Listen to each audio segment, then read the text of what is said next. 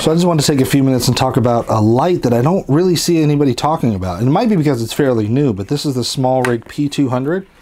And I really love this thing.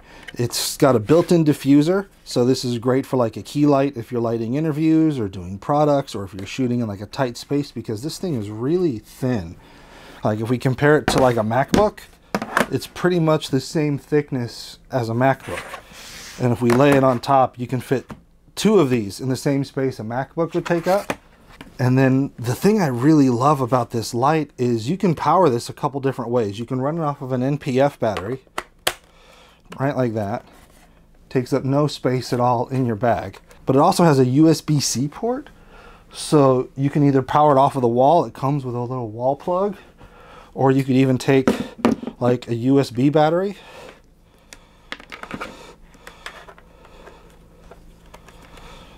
and power this thing off of a USB battery, which is freaking awesome.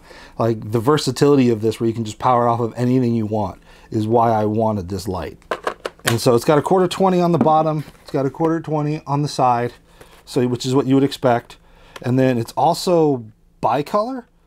So if I turn this here, it goes from 6,500 Kelvin all the way down to 2,500 Kelvin. It gets decently bright too. So I just have it at 5% here. At 100%, that is more than bright enough to act as a key light or a product light.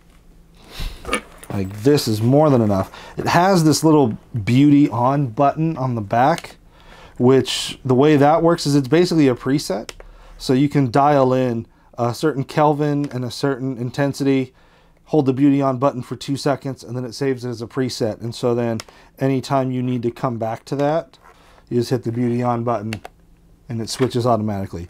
So that's cool if you want to save presets. These are only $65, so you could get a couple of these, throw it in your kit with a shotgun mic, a wireless mic, maybe a mirrorless camera or 2, a couple of ball heads, a couple of stands, and you have a whole kit right there in a backpack.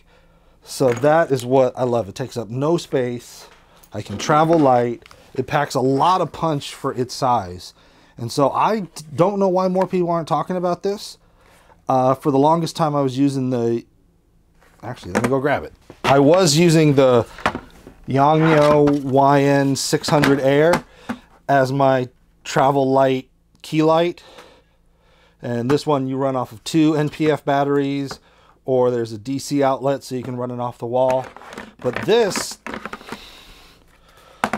takes up way less space. The light is way softer, and I have way more power options with this because I can just run this off of a USB battery bank if I want to. So it might replace my Yangyo YN600 Air.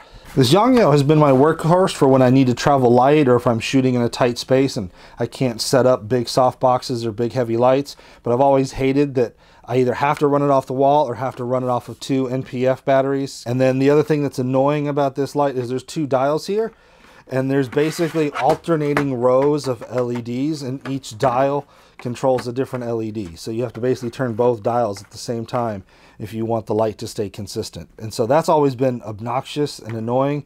The Smallrig is a much more elegant design. I've got way more versatility when it comes to power options. So I'll probably be reaching for the Smallrig more than I reach for the Yangyo. So I really love this thing. 65 bucks on B&H. If you're in the market for something like this, go ahead and grab it. You're not going to light up a huge big room with this. This is one of those lights where you'll have it just out of frame to light your subject.